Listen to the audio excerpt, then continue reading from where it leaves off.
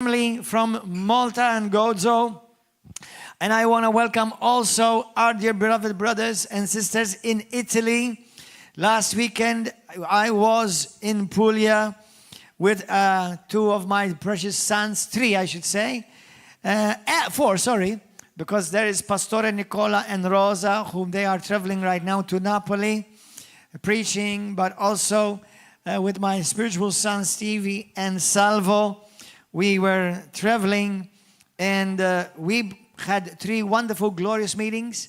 We had people healed, people saved, and people delivered. And I'm going to tell you one of their testimonies today, because what I'm about to share with you today is what triggered me partly to share what I'm about to share with you today. So let's pray together. I also want to welcome and say hi to our brothers and sisters in Uganda, Kenya, Pakistan, USA, England. Those of you brothers and sisters, we have a family that, brothers and sisters that follow us from England as well. And I want to encourage you, those of you who are listening and following right now, I want to remind you to be with us from the 4th till the 8th of September for Faith Explosion Conference, happening here in Malta from the 4th till the 8th of September. We're going to be having Faith Explosion Conference. Don't miss it. Come and be with us. Let's pray and pray to receive the Word of God this morning.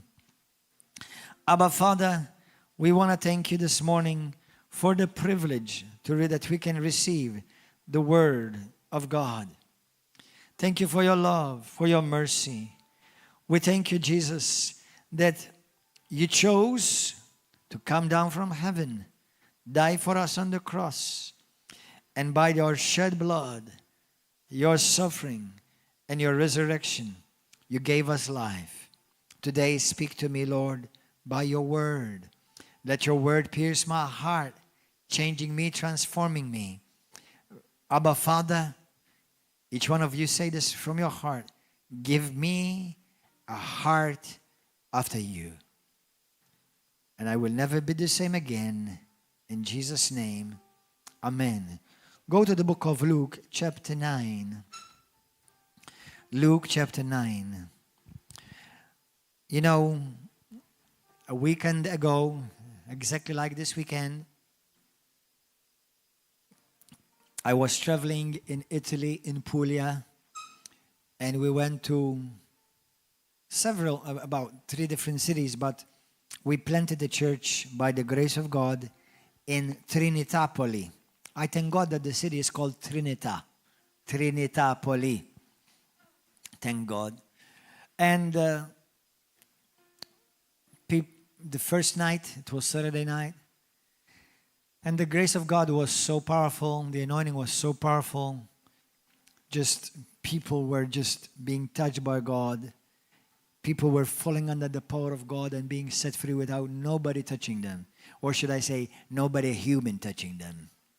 Somebody was touching them. And one person, and this is what partly triggered my message of today. He came to church that night, and after the altar call, he ran out and went to vomit. And that night, he was tormented in his sleep, and while he was sleeping, when he went to bed, he wasn't sleeping. He went to bed, and he was being attacked by demons in his bed. And these demons that were coming out of him and leaving him were shouting and screaming at him the words that he himself spoke in these last few years over his life to curse himself, that cursed himself. Now, the interesting thing is that he used to be a Christian. He walked with God for some time. But then he started walking away from God. Let me tell you something. When you walk away from God, you're not walking into nothing. You're walking into somebody else's camp. There is no neutral ground in this earth. You're either with the enemy or you're with God. But as he walked away from God, obviously not realizing what he was going to, like the majority of people, they don't realize what they're walking into. He became oppressed. He went back into the world. He started sinning. He started cursing himself. And he ended up from being a Christian on fire. And he also used to bring people to Christ. Can you imagine this? He brought people to Christ when he was with God. And he ended up being demonically oppressed, full of demons. Thank God he did us a favor that at least he went and got delivered and vomited in the toilet, not in the church. That was a blessing. Hallelujah. Amen. But he came back and he was mightily touched. Today, he's a flame of fire for the Holy Spirit again. But I want to tell you something because this triggered me to preach what I'm about to preach to you. Number one, any one of you who are a true Christian, listen. No matter how rich you think you are, no matter how educated you think you are, no matter how tough you think you are, or sweet you think you are, the devil has no mercy on nobody. Not even on the ones who follow him. I like to say this. Satan hates those that love him, and Jesus loved those who hate him. So Satan does not show mercy or kindness to nobody. But my question to you is this today. What is the most important thing in your life? And my message is, what is the most thing that matters? Or what matters the most in your life? What is the thing that matters the most in your life?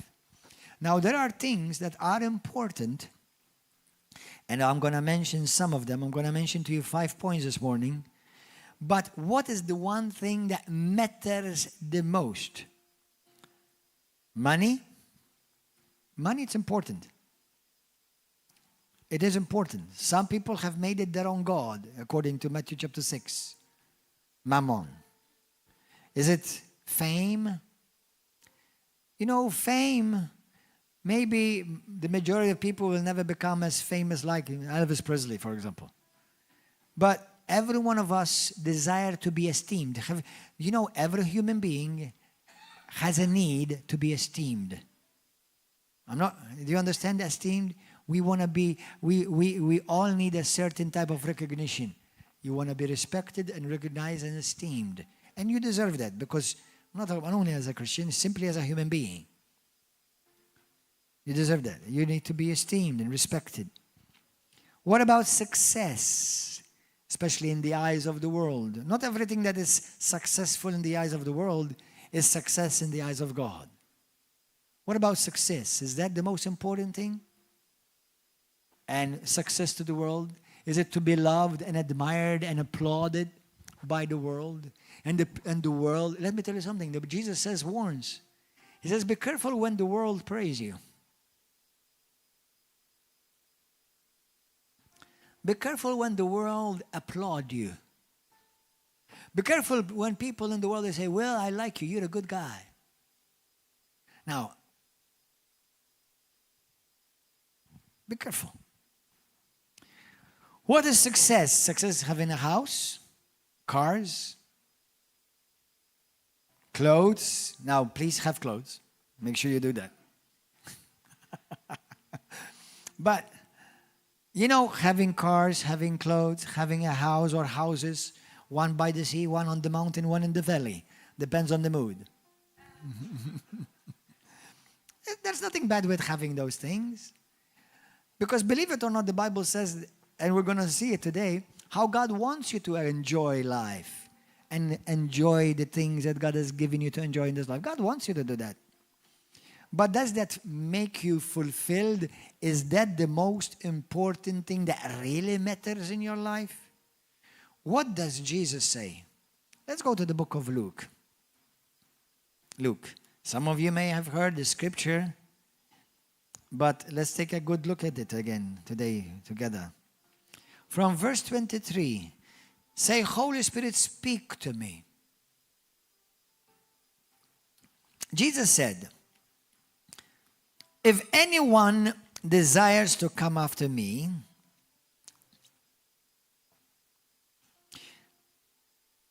let him deny himself and take up his cross daily and follow me. Let's break this down a bit. Number one, in Malta, I would dare think that everyone, 100% of the people who live in Malta, unless anybody who lives here who came from some places like China, there are places in China they've never heard about Jesus. But the majority of people, they've heard about Jesus. Now, the majority of people, listen to this, they even say they believe in Jesus. Now, guess what? The devil believes in Jesus. Guess what also? Even he believes he's the Son of God. Do you know the devil believes he's the Son of God? That he is the Messiah? I guess he must be saved then.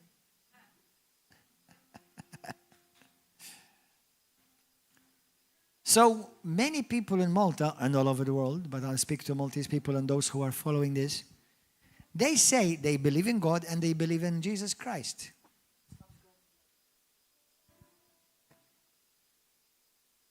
They believe in Jesus Christ. Is that enough?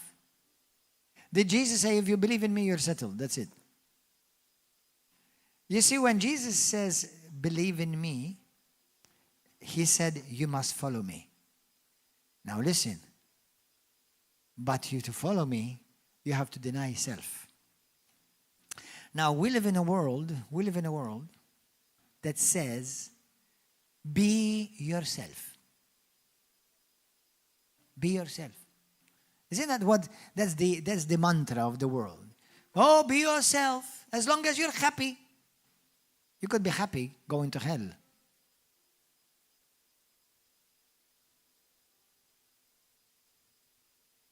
As long as you're happy, just be yourself. I'm going to speak for myself, and I think the majority of the people that I've met in my life. I've never met one person who was really happy, who truly was himself or herself. Not one.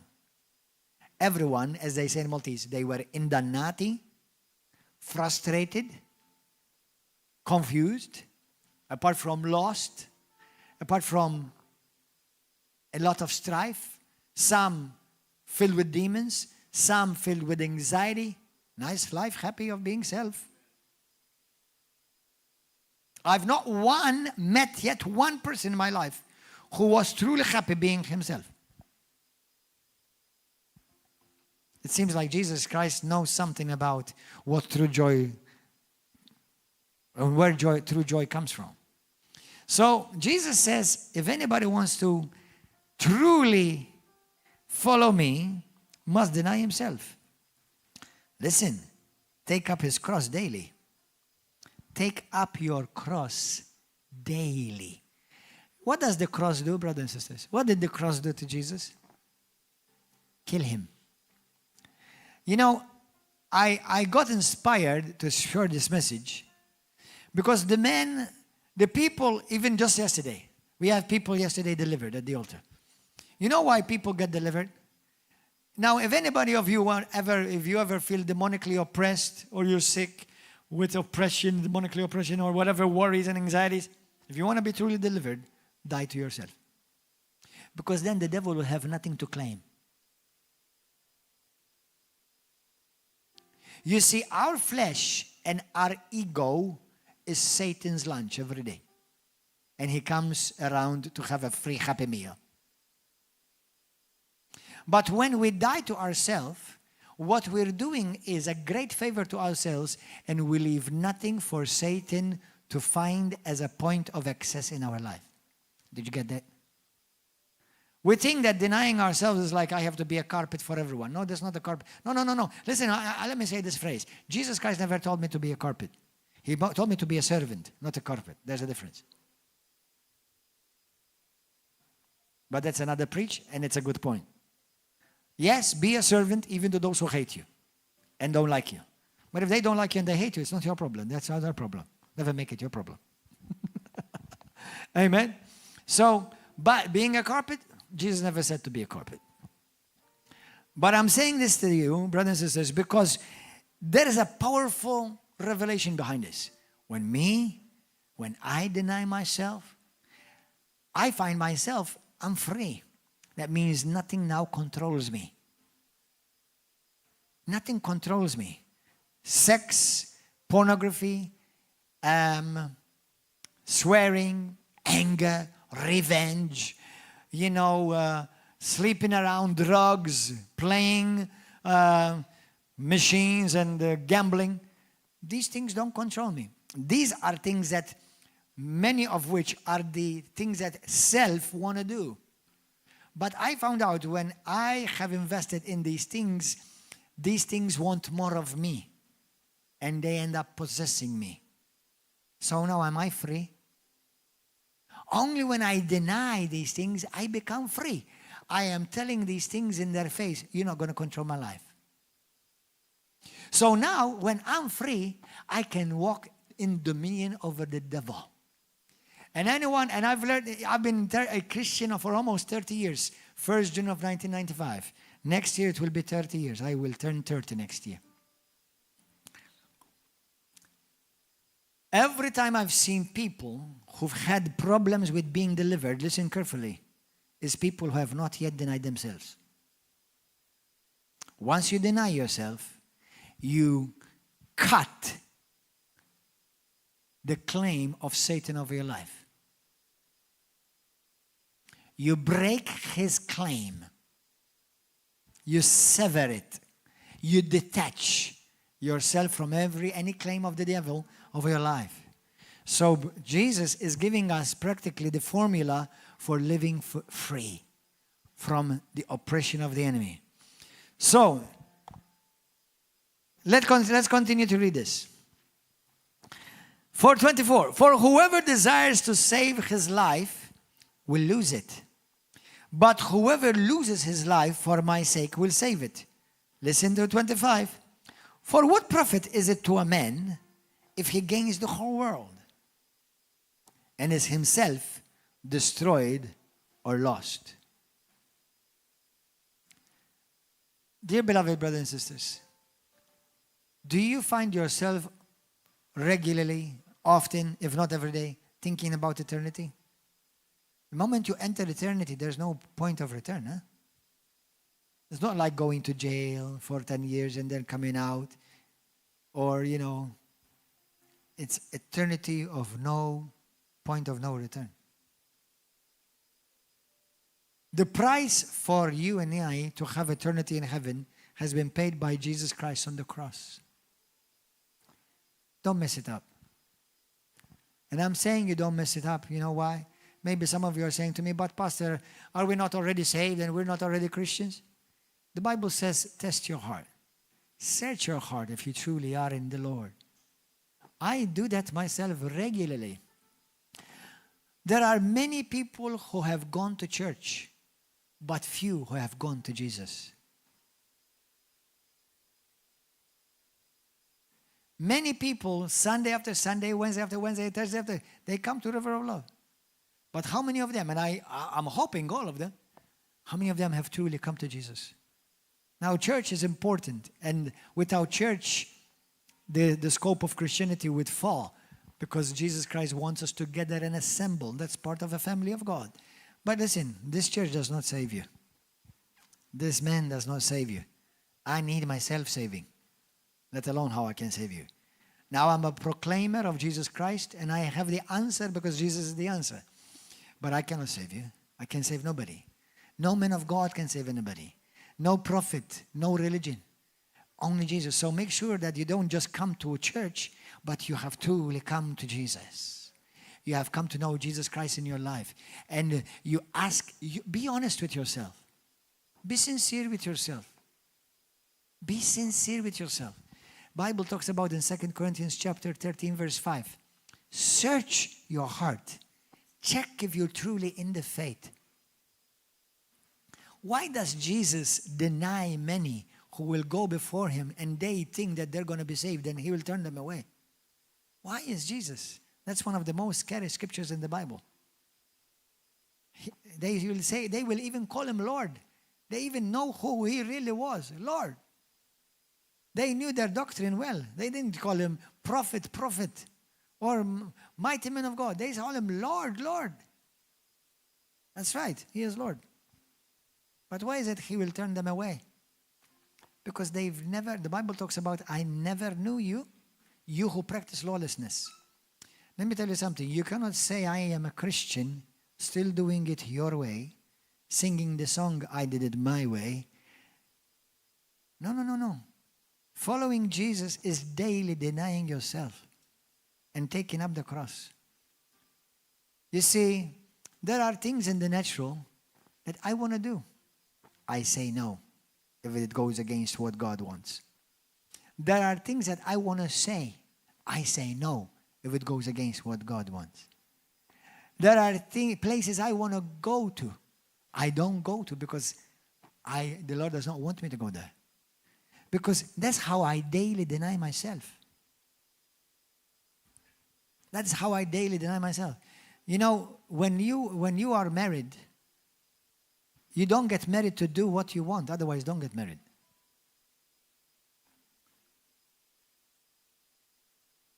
We get married because there's a woman or there's a man that you fall in love with and that you love and you want to spend the rest of your life with, and you've chosen to live for. And they're just as humans as you are. How much more Jesus, who gave up everything for you and shed his blood for you. You see, many people have preached a Christianity that Jesus loves you. This I know. And thank God that's an eternal truth that Jesus loves us. And without that, we would definitely be eternally lost. But Jesus loves us, but he calls us to follow him, not just to believe in him. You know, last week, as I said to you, I've been in Italy, and I was talking to a brother who said he's a Christian, he said. And I shook and I rattled his bones a bit. And I was glad I did it. And I think he was glad I did it too. Because I said to him, you're a Christian. He said, yes. Sleeping with my girlfriend.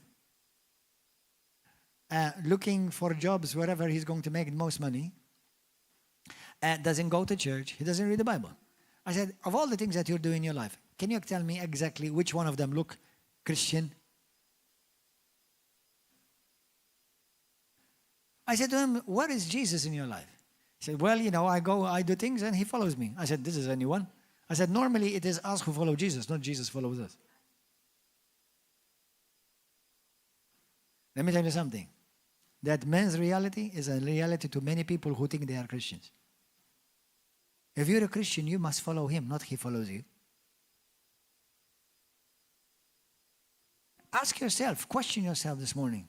Of all the things that you do in your life every day, the places you go, the people you hang out with, the things you say, the choices you make, do they reflect that you are truly a follower of Jesus? And you'll be shocked how many Christians are not Christians at all. They've been to church, but never met Jesus. Somebody said to me yesterday, you know, Christianity, it's always you have to do something. Now listen, even the world you have to do something. Yeah, even in the world you have to do something. Nobody earns money unless he works. Nobody builds a relationship until you spend the time with somebody. In the world, every day we do something. Now, we're not preaching a Christianity of works. We're preaching a Christianity of relationship. Christ is a relationship. We have a relationship with Jesus. Imagine if I say to you, you know, I am married, but I never meet my wife. We never spend time together. We don't live together. Which part of that resembles marriage?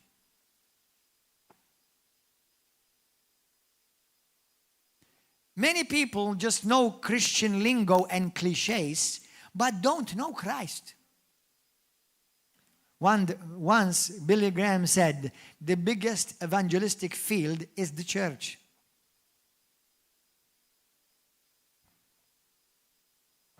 What is the thing that really matters to you? One day when you die, and we will get you your funeral and have your funeral, and we bring your casket in this place, will you be rejoicing in heaven? Will Jesus be hugging you? Will he be saying to you, well done, my good and faithful servant? Or you will be, well done.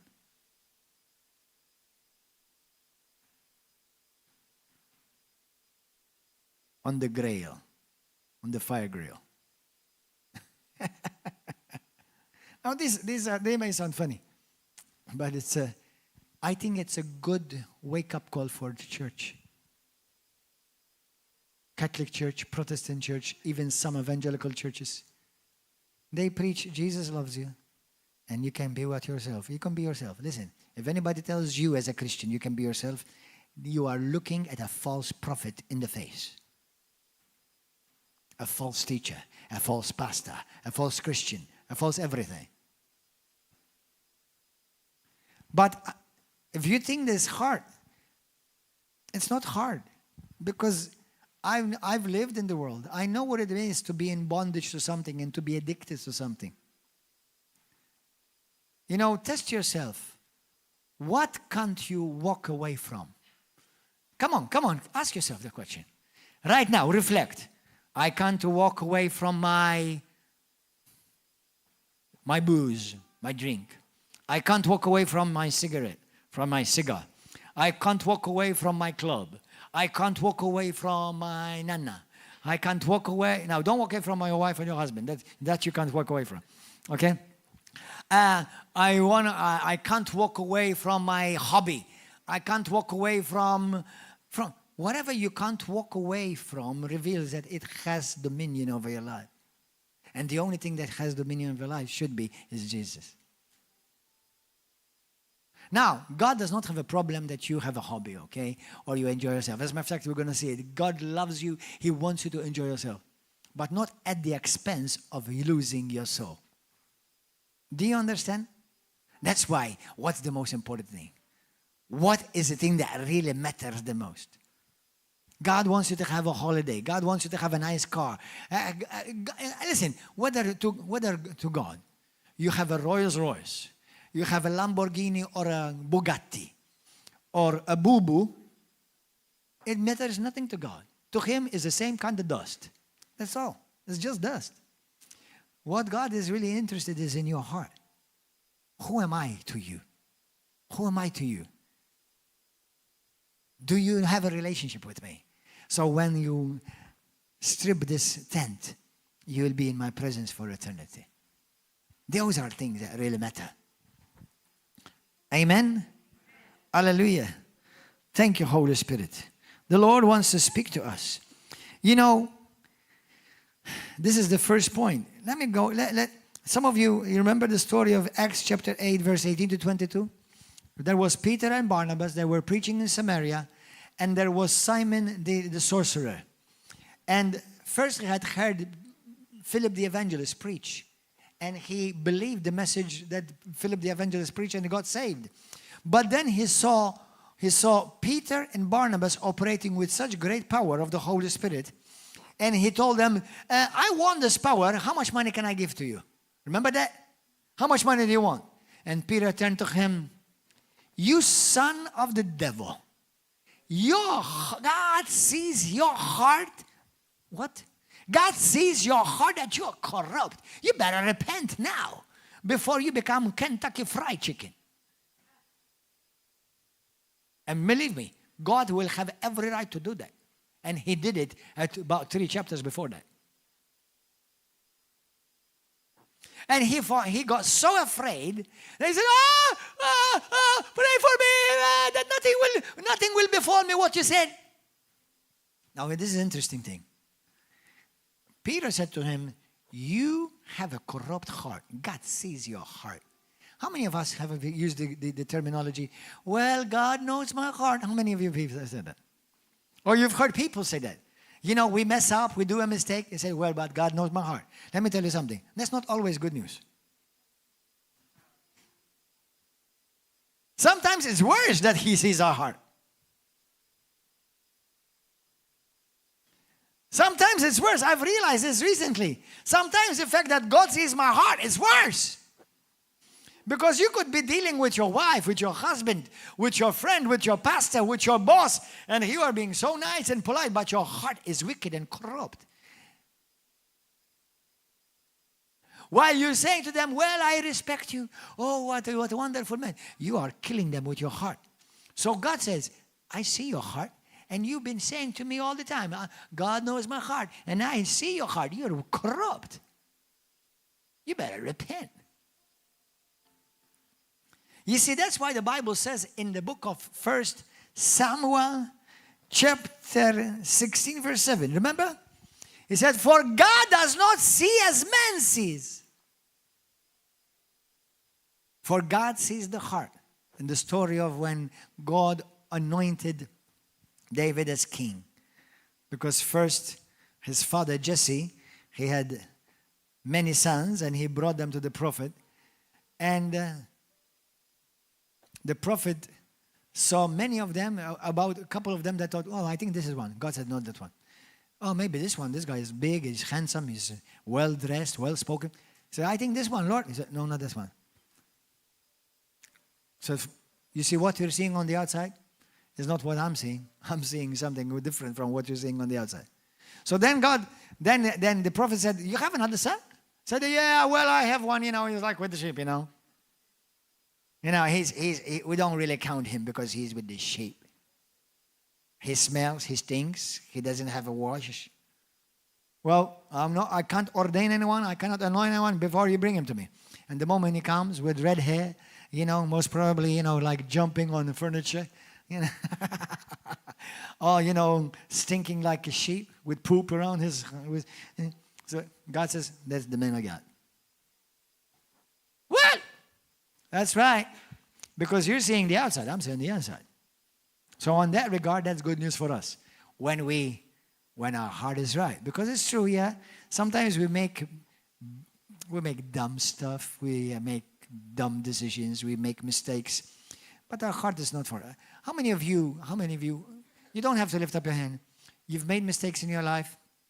You've done dumb stuff in your life. And I don't need to ask you because I'm sure that every one of them have done that. But you did the wrong thing, but your heart's intention was not to do that thing. Or you did something wrong and then I realized, oh man, this is not me. Lord, I'm sorry I did that. How many of you feel that? See, that's when it works good for you and me, that God sees your heart.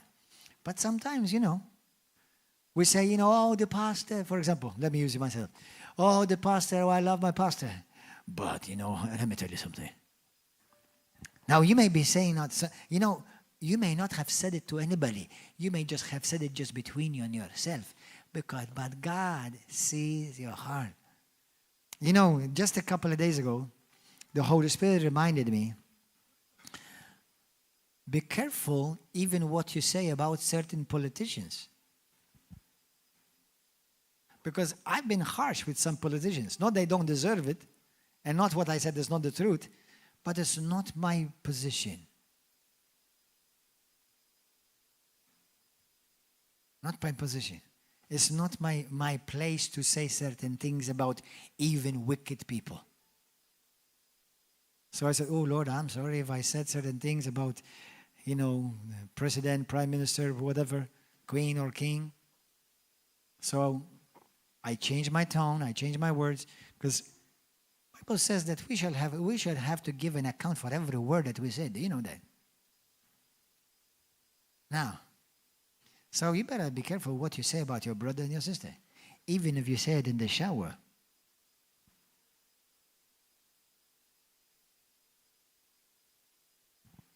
Because, in the shower, nobody heard you. But God heard it in your heart before you ever spoke it. So these are little things, just like Jesus says, these are little foxes that spoil the vine. And spoil us, corrupt us, and we lose our authority in front of our enemy, because even the enemy can discern what you're truly made of on the inside. You can have the color, you can have the hat, you can have the badge, and you won't have 1 ounce of authority before Satan.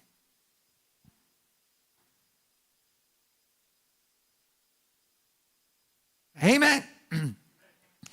Amen, hallelujah. In Jeremiah 17:10, the Bible says God sees the intentions of our hearts. Not only do I have, listen, this comes with forgiveness. I'm going to talk about forgiveness a bit. When we say I forgive, have you?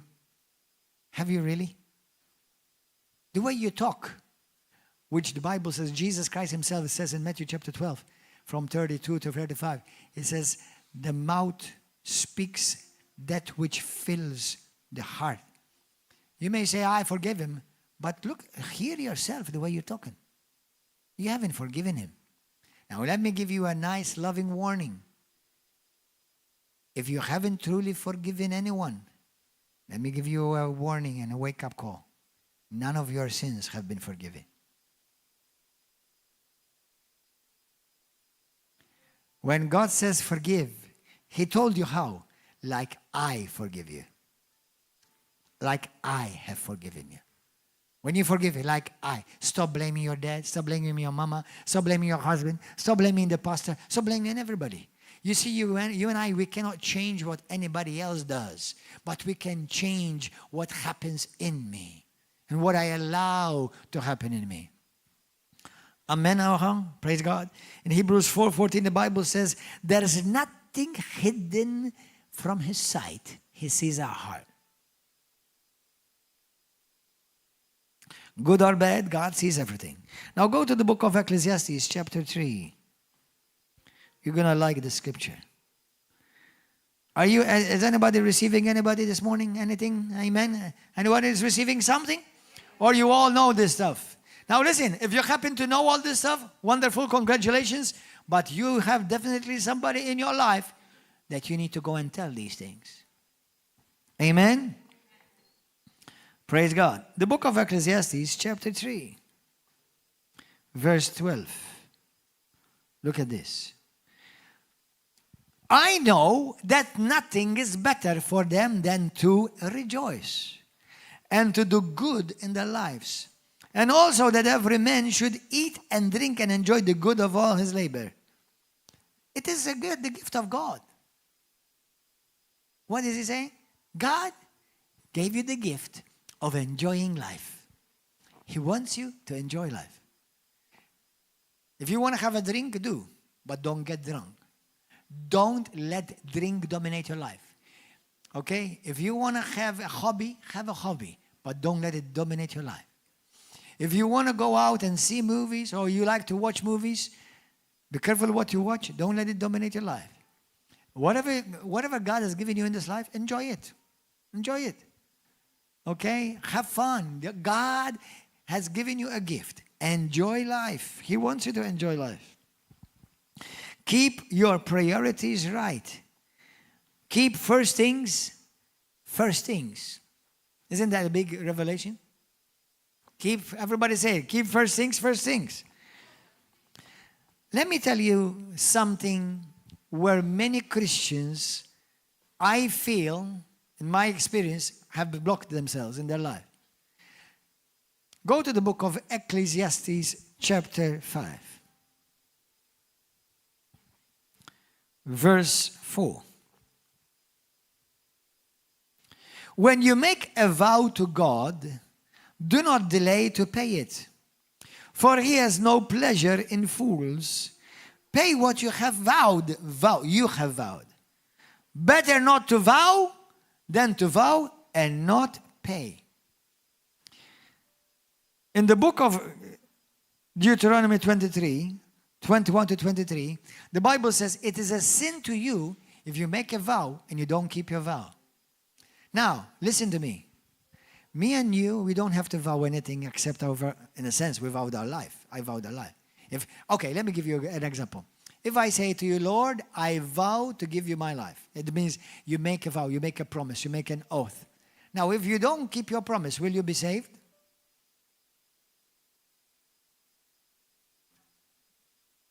If I say, Lord, I vow to give you my life, but I don't give him my life, I don't live for Christ really, am I saved? That's right. Oh, I believe in Jesus, but the Bible says if you just believe in Jesus, you'll be saved. Oh, listen this. Jesus, the Bible says, whosoever shall believe shall have eternal life. It's true. But listen, let us be honest. That's not the only thing the Bible says. So we have to put it all in context. When the Bible says, I believe in Jesus, it is actually meaning I have believed and I have trusted and put my life in the hand of Jesus Christ. Not just believe with a mental assent, just like I believe in Michael Jackson or I believe in Elvis Presley. I believe many things, but they're not changing or affecting my life. When it comes to Jesus and you say, I believe in Jesus, everything changes. I believe in Elvis Presley, and I like his songs, and I think I believe he was also a Christian, and he's got so many beautiful gospel songs. There was a time where I used to sing his songs. I even believe in Michael Jackson, that he was a good artist. And I used to try to imitate him the way I danced. Later, he tried to imitate me by changing color. That's a joke. I think he's a great artist.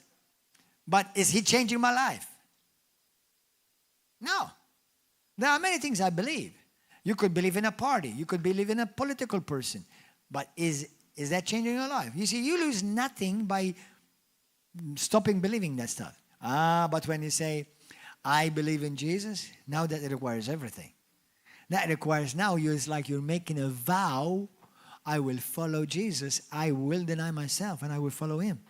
So, when we give a vow to God, Lord God, I promise you, I'm going to do this and this. You've just made a vow. You know that? Have you kept it? Because if you haven't, you're in debt. Now, is that going to send you to hell? No. It's going to block you. Because, you see, you're expecting God to be integral to his word, but you can be double standard with yours. Number one, don't make vows except with your life to Jesus. But if you're going to make a vow, because listen, I haven't talked about this, but one day I will make a teaching about the power of a vow.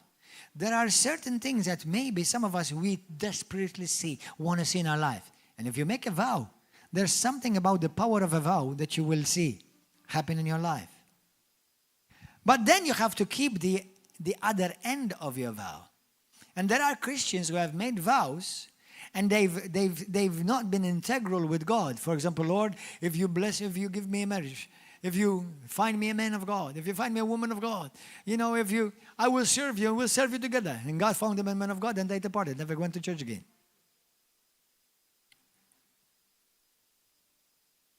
Lord, if you bless me with this job, I promise you I'll give to the missions, I'll give to the church this amount of money. And you got a good job and you forgot that you made a vow. Don't make vows. Because if you are, then the Bible says you become indebted to God to it. That's why it says do not make vows. But if you make a vow, there's power in the power of a vow. So what about promises you've made to people? You see, we are people of the word of God, but people must be also people of our word. If I make a vow, I keep it. How many Christians, not from this church, but many people said, for example, in America, even as I used to travel, we said, brother, the Lord has told me that I'm supposed to become a partner in your ministry and support you. They never sent a penny. Now listen, they would have never been held accountable if they never gave a penny. But because you've made, God told me, and to become a part, now you owe God that promise, and you're in sin. Now, that may not send you to hell, but it will block your life. So avoid making vows unless you're ready to keep them. And if you've made vows and you have kept them, you've got debt. You've got bills to pay. Now, the Bible does not encourage you to do it, but if anybody is there who wants to make a vow, go and see what God has done with people who have made vows. It's like there's another level of breakthrough. But I will talk about it another time. Just all I'm saying is this, because if you feel like your life has been blocked with something, be careful. Be careful, because this could be maybe one of the area. We don't talk about this very often. Amen. The Bible talks about owe nothing to nobody. In the book of Romans chapter 13. Except what? To love them. So don't bind yourself with a vow, the Bible says. But if you do, make sure you're going to pay it off. When I say pay it off, it's not always money. Sometimes it's like, listen, if God blesses me with a car, I will come and visit you every week. You haven't been there since 2 years. You haven't visited it. You know, you made a vow. You've dishonored God, especially representing God as an ambassador of the kingdom. Even when people say to me, Pastor, will you pray for me? I will never say to them, okay, I will pray for you. You know what? Many times I say to them, either I'm going to pray for you right now. Or I say, well, I'm not going to promise you because I'm going to forget most probably. And if you said, well, I'm going to pray for you. Did you pray? Don't make vows. Don't make promises that you're not willing to keep. Now, keep the promise of eternal life. Keep walking with Jesus. Okay? Hallelujah. Because we're people of the word. We're people. Do you realize that? Listen to me. There has to be more study upon this. But do you realize that God sees us as people of covenant? That's why the Bible says, don't speak sporadically. Be careful what comes out of your mouth. Because you may bind yourself to something that you don't want to be bound to. Or you cannot fulfill that promise. If the Holy Spirit reminds you of something, and listen, if you've made a vow to a person, now I'm not talking about marriage vows, that you have to keep forever. But if you made a vow, say, brother, I'm going to come and visit you every week. Listen, you tell that brother, listen, brother, I'm sorry, forgive me. Please release me from that promise I made because I can't keep it. Forgive me. Or else keep it. I don't know who's that brother. Could be your daddy, your nannu. Go and see them before they pass on. Amen. Hallelujah. Praise God. So, in Malta, we have people who have made vows with dead Roman Catholic saints. Listen, if you've made any Roman Catholic vow, cut it off right now. Be released in Jesus' name. Now listen to this. Listen to this. This, when Roman Catholics, that some of you may be here today, I say this in love. If you made any vow to any patron saint, you've bound yourself in the realm of the spirit, and that verges on witchcraft and spiritism. That is not Christianity. You need to be set free from that. You need to be set free from that. There are another vows. Some people in Africa have done this that I know of. But you know what? For example, people may have bound you with a vow which becomes a curse. Sometimes even you yourself. Well, if I will not marry you, I will never be married. Now you're wondering why you're still single. Now I'm not saying every single person have done that. But these are things that people have bound themselves. If you said that, you better be released today in Jesus' name. Well, I don't want to be married. You're the only one I want to be married. You be married. If you will not be married, I will never be married. Oh, be careful what you say. You've just cursed yourself. You made a vow. How much damage this tongue causes. That's why I'm telling you, this brother Christian who got restored last week, he sent me 2 videos. He's on fire for God. May God continue to keep him on fire. From God's side, it's not a problem. When we sin, God does not fall off the throne. When we sin, we fall off our throne. Because Jesus Christ has placed us together with him in the heavenly places. He's got a big seat. Amen. Hallelujah. So, are you learning something new today? Are you becoming aware of certain things that you may have bound yourself to and you don't realize? Amen. So release yourself from these things. In Jesus' name. The Bible says your tongue can become a snare to you. Amen. We will talk more about it. And I'm mentioning this because the brother who got delivered from these demons last week, And he said the demons, as they were screaming at him, the same words that he spoke over himself.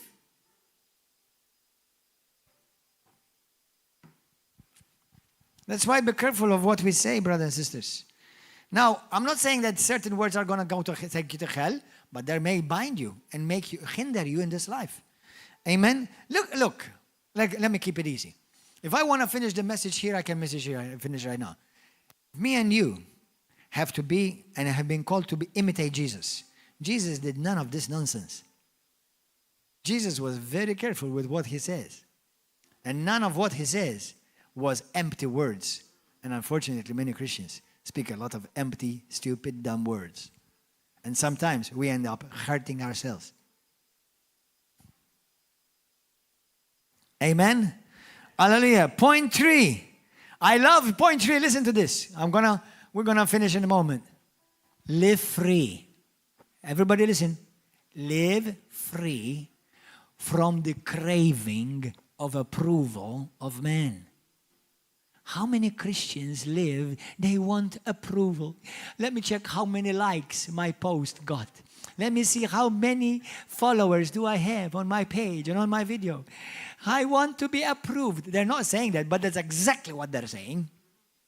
I want approval. I want approval. Look, nobody looked at my post. Not even one like.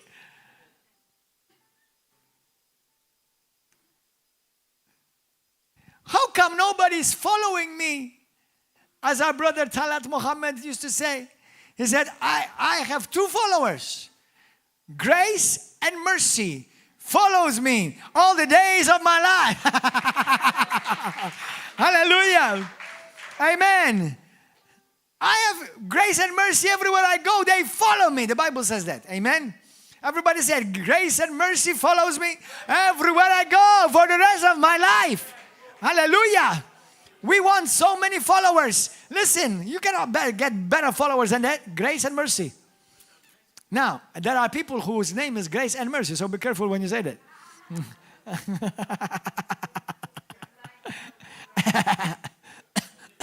And believe me, not every grace is very gracious.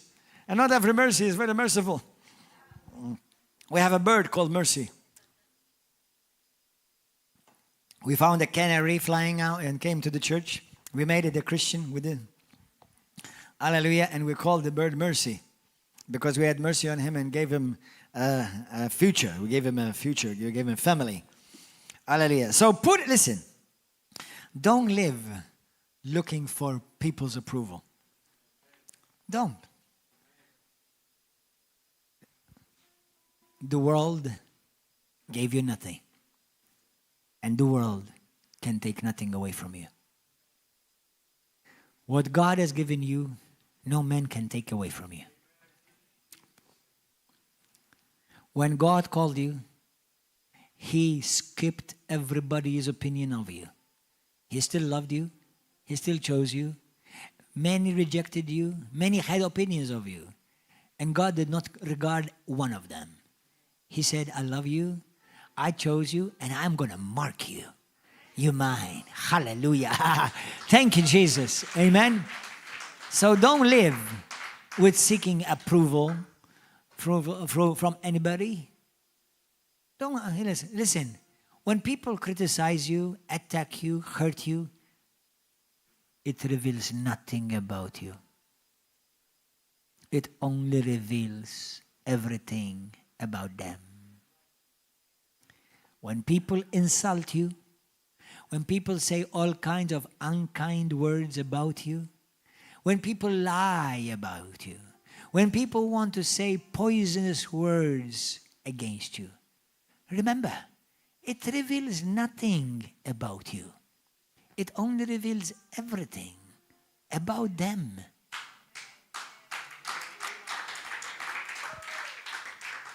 Amen. Hallelujah. If you leave them and do not fall to their trap and level, they will eventually disappear. Don't feed their poison.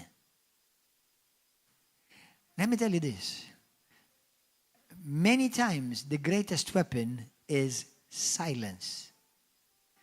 The fact sometimes that, most of the times, I would say, there's only very few times in life where you need to answer. Just like Jesus. Most of the time, Jesus says silent, said nothing. Me and you are not better than Jesus. Live free. Don't, listen, this is a powerful, powerful statement. Don't give power to your accusers over you. The moment you answer them, you gave them power to judge you. When you answer your accusers, you gave them power and you made them important. Make them irrelevant. Make them irrelevant. Say praise Jesus. Make them irrelevant. Let me tell you this. People who are ugly, hurtful, evil, they love to hurt people. Number one, keep in mind most of them are themselves hurt as well. But they will end up dying and disappearing into nothingness. And with their own poison, which they try to poison you, they will be poisoned. Let me tell you this. There is a very powerful law in all of the universe. Not even God can change. Do you know what it is? Whatsoever you sow, you shall reap. So when somebody wicked sows wicked agendas against you, tell him, you have a great future coming to you. Thank you, sir. Genesis 50:20. Whatsoever, it's a law that God has put in motion that nobody can change. Whatsoever if you sow poison, this is exactly what you're going to reap. And let me remind you, the harvest is much bigger than the seed. And I have another saying. It says this: I've never seen anyone die with the poison that somebody else drank. Nobody has ever died with the poison that someone else drank. The people who are spewing out poison is because they have poison. So when they are giving out poison, they're the ones dying, not you. You can simply choose, don't drink from it. Don't drink from it. That's why don't go and answer every comment that people write about you on the Facebook. Don't go and read letters people write to you. Don't take calls when people want to insult you.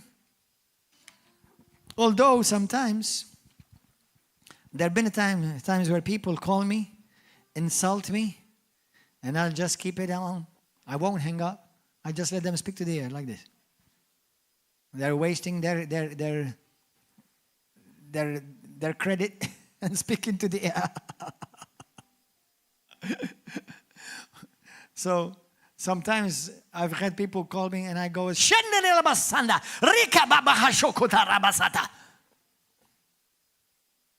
yeah, I love it. It's called Christian entertainment.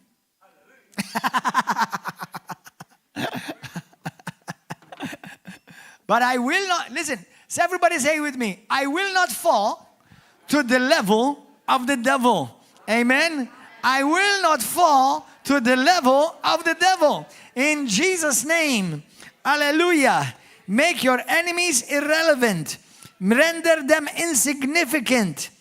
Amen? Don't react to their hate. They're jealous. And because they've attacked you, they told you, you are better than me. That's why they've attacked you, because you are better than them. And when you are on top, then you become the topic. That's why you're the topic, because you're on top. Amen? Hallelujah. But when people attack you, malign you, lie about you, do two things. Pray for them.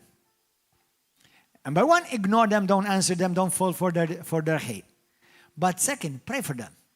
Let me tell you this. I am one of those who have had the privilege, who have had people attack me, insult me, and some have come back, asked me forgiveness, repented, and even become Christians and part of this church. Now, you know what that is? That's a big trophy for me. That's a big trophy for me. Hallelujah. So, God may have mercy on them. Although He always has mercy, but not always is received. Okay? And they end up being saved and convert and repent. God will reward you and vindicate you. And God will make you succeed in front of your enemies. Isn't that what the Bible says? That He will set a table before your enemies. Psalm 23. You will see your enemies and you will see their revenge and their disaster that they have sowed, but it shall not come near you, nor not come near or touch you. That's Psalm 91. Amen. And some of them may come to seek you and ask you for help. I've had a few times where people who insulted me, wrote against me, called me, either say apology, and others who've said, I'm sorry I was wrong. And some have come to this church and they're part of this church. So that's part. So number one, the most important thing, salvation. Number two is set your priorities right. Keep your promises that you have made. Number three, don't live seeking approval from men. You've already been approved by God. Hallelujah, in the name of Jesus Christ. Number four, let me make this number four, although it should become number two, really. Your family is the most important thing. You know, God is the God of family. God is the God of family. When God created the world, He had a family in mind. You see, listen, brothers and sisters, me and you are growing. You have been given a family. We've been given a spiritual family. But you've been given a mother and a father. Some of you may be already, your mom and dad, just like mine.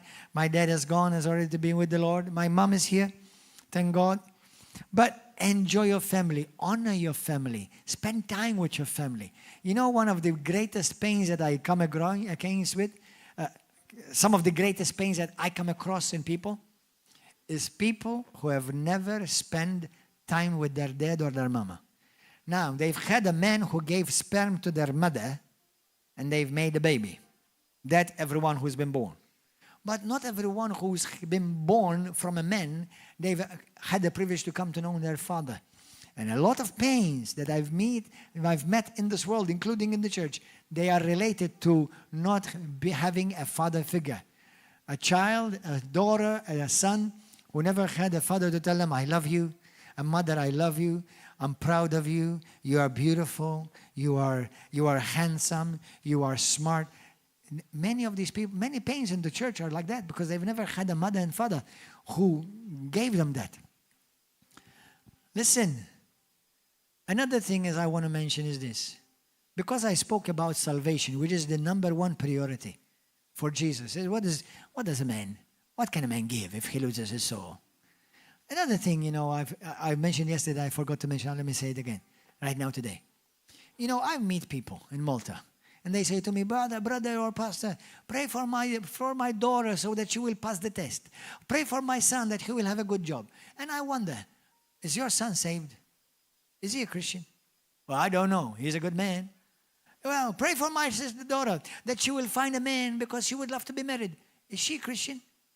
Listen, why are so many people, blind, lost? Is that the most important thing, that you pray that that your son finds a job? How many times have you prayed for your son to turn to Jesus? He can have the best job in Malta. And I know some of you who've had sons that they can buy this church out and you, including together. But they don't have Jesus, so they're lost. So what does it cost? So what's the big deal? They have a beautiful job. They're famous. So what? Pray for their salvation. Mela for them to have a good job. Now, thank God that A good job is easy to get. And even those of you who are single, and you're asking, God, give me a man, give me a man. Are you sure you want a man? You just want any man? Or you want a man of God? Those of you who want a woman. Now, if you already have one, make sure you don't keep asking that. What about those of you who want a woman? Oh, God, give me a woman. I can't be alone anymore. Listen, stop asking God for a woman. Asking God to give you a woman of God. Not just a woman. I've seen people here that the moment they find a boyfriend or a girlfriend, they disappear. Listen, you got a man. Are you sure God gave him to you? Or hell? Oh, you want a woman? Oh, I know somebody. I've known several actually. They find a girlfriend and that's it. They leave Jesus. How does that work exactly? It's like hell or heaven. Hell is better. Why are people so, as the word American they say, so daft?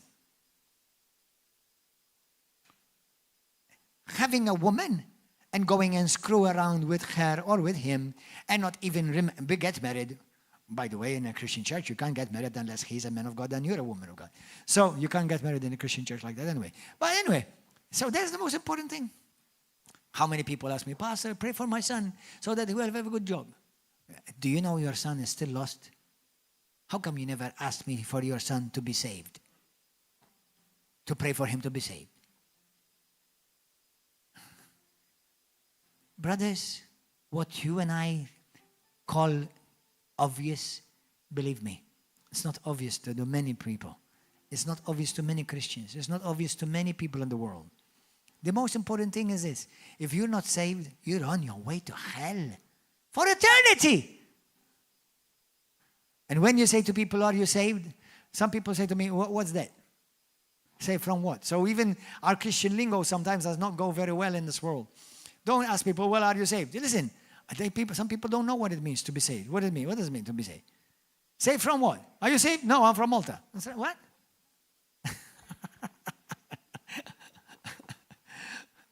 Amen. So priority number 2, which I'm mentioning to you today, right now at the point of 4, but is family. Take care of family. Spend time together. Listen, if you're going to keep your family together, bring them to the Lord. Come to church together as a family. Make church priority as a Christian family. Pray together. Read the Bible together. Amen. Hallelujah. And the last one, where is our praise and worship leader? Is he here? Let me say the last one. Point 5. The last one is this. Live to please God. Let me share with you. Go to 1 Corinthians 5. 1 Corinthians chapter 5. This is one of my favorite scriptures about pleasing God. 1 Corinthians 5. I love the scripture. Verse 9.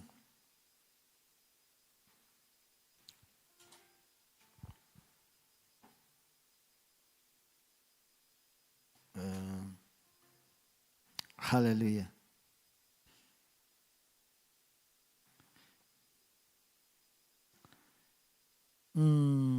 Ambition. The Bible says about, I have made it my ambition that whether I'm in this body or out of this body, I am pleasing to the Lord. I am pleasing to the Lord. Have you made it your ambition to be pleasing to the Lord? If there is something that you should be ambitious about, how many of you have ambitions? Have you haven't got an ambition? It's good to be ambitious. It's good to be ambitious. But for what? Pleasing God. Make it your ambition to be pleasing to God, brothers and sisters. This is, I have made it my ambition. This is what Paul says. Whether I'm in this body or outside of this body, I am pleasing to God. Listen, Before we said some people look to please people. You and I ought to live with seeking to please God. Paul says in Galatians chapter 1 verse 10, if I'm still seeking to please people, you know what he says? I can never be pleasing to Christ. I'll give you the key for disaster. Seek to please everyone.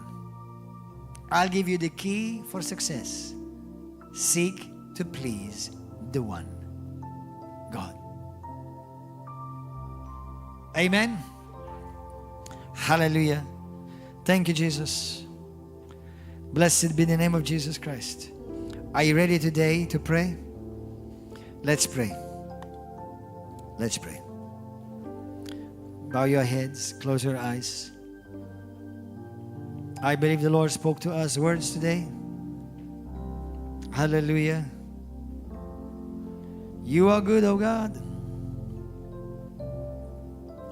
Shabraya sikandara bosuko. Blessed be the name of Jesus. Talk to the Lord right now. Number one, are you really saved? Are you sure you're saved? Are you sure if you die today, you're going to go to heaven? Are you sure of that? Are you sure that your heart belongs to God? Are you following Jesus? Have you denied yourself? Have you denied yourself? It's 2 Corinthians chapter 5 verse 9, by the way. Therefore we make it our aim and our ambition, whether present or absent from this body, to be well-pleasing to God. The other thing is, have you been living trying to pleasers of men and people? Today, why don't you make it your ambition to become pleasing to God? For those of you, you may need to truly forgive. Have you truly forgiven from your heart? How do I know that I have truly forgiven from my heart, Lord? That when number one, I have stopped talking about the hurt, the pain, the injustice that somebody did me. I stopped talking about it. Two, when I think about that person, in my heart, do I wish to hurt him? Do I wish to have vengeance, vendetta? Or have I truly forgiven him? Now I bless him, bless her, and I pray that God will truly visit them, bless them, that they will come to know Jesus, so that they will not perish, that they will not go to hell. That's the heart of God. And brothers, when you forgive somebody, you release a person from prison, and that person is you. When you forgive truly from your heart, you release the person from prison, and that person is you. Anybody here in this place say to me, Pastor, today for the first time in my life, I want to give my life to Jesus Christ as my Lord and my Savior. I want to be sure that I am saved and I'm born again. Lift up your hand. Anybody here? Lift our hand. One, praise God. Who else? Anybody else? You want to give amen? Amen. Bravo. It's important that you know what you've done. If you did it yesterday, it's important that you've chosen Jesus, to follow Jesus. And I haven't mentioned in my message, but following Jesus also. It's impossible to follow Jesus without the Bible. So I can add that as number 6. Following Jesus means knowing what the Bible says and obeying what the Bible says. Make sure you do that. Amen. Don't follow what people say. You know, there are so many different cults, so many different false Christs and false prophets. The Bible says deception will increase. The only protection you have is the Bible. How are you going to know the truth? How are you going to know who's right and who's wrong? Everybody is wrong who goes against what Jesus says in the Bible. Full stop. As simple as that. Simple as that. So let's pray. Everybody say this prayer with me. Those of you on YouTube and Facebook, say this prayer with me. Say, Heavenly Father, say it from your heart. Heavenly Father, thank you for your Son, Jesus. I praise you and I thank you. Lord Jesus, I want to be sure today that after this message, I can truly know that I'm truly saved and I'm truly a child of God. Jesus, I believe that you are the Son of God, that you truly died for me on the cross of Calvary, and you rose again from the dead on the third day. I believe this. I believe, Jesus, you are coming back again, not in England, not in China, but in the sky, where every eye shall see him. The Bible says everyone will see him, and nobody's going to question, is this Jesus? Nobody's going to question that for sure. Hallelujah. So now I ask you, Father, say this, Father, I ask you, fill me right now with your Holy Spirit and make me a true disciple, a true child of God. I say no to my ways. I say no to my will. I say yes to you, Jesus. You are my Lord. You are my Master. Lord, help me to be sincere before you, to search my heart for real. I don't want to deceive myself. Keep me from false lies and deception of all kinds. Lord Jesus, I praise you and I magnify you. Today, I renounce every work of the devil. And from my heart, I forgive everyone who has hurt me. It's a choice I make right now. Not based upon feelings, but based upon a choice. I choose right now to follow Jesus, following his word, the Bible, and to obey his word. From now on, I am a child of God. I'm a Christian. I'm born again, filled with the Holy Spirit. And to you, Lord, I give you praise and glory in Jesus' name. If you said that prayer from your heart, truly, you're saved, you're born again. You're no longer headed for hell. You're headed for heaven for eternity. Your sins are all forgiven, all. Now, start reading the Bible. Come to church. If you're in a different nation, go and find a good Bible teaching church that is filled with the Holy Spirit and walks according to the New Testament. Hallelujah. If you live in Malta, come and join us here every Wednesday, every Saturday, 7 p.m. and Sunday morning at 10 a.m. Hallelujah. Now, I'm going to say a prayer for all of you who want to forgive people. Everybody stand up. For those of you who need to forgive people, because you want to be set free. You don't want to be in bondage of anything, of anyone, or any demon. Say this prayer with me if you want to forgive from your heart to somebody. Say, Father, that person, you can name him by name or name her by name, those people, that particular person, that particular people, by name you mentioned them before God. Lord, they have hurt me. But today I'm going to make a choice. I'm going to forgive them. Because you have been good to me and you've been merciful to me and you have forgiven me. So I also forgive them. So that the enemy will have no legal right to accuse me before God, and he will have no legal right of any excess in my life. I renounce every lie. I renounce every pain. I renounce rejection. I renounce every form of confusion. I detach myself from every wicked thing, every curse spoken against my life, and every generational curse attached to me. I break it and detach myself from it by the power of the blood of Jesus, the name of Jesus Christ and the Holy Spirit. And I thank you right now, from now on, Lord, I live free in Christ. I, Lord Jesus, believe that you came to set me free. From now on, I'm going to live free. In Jesus' mighty name, amen and amen.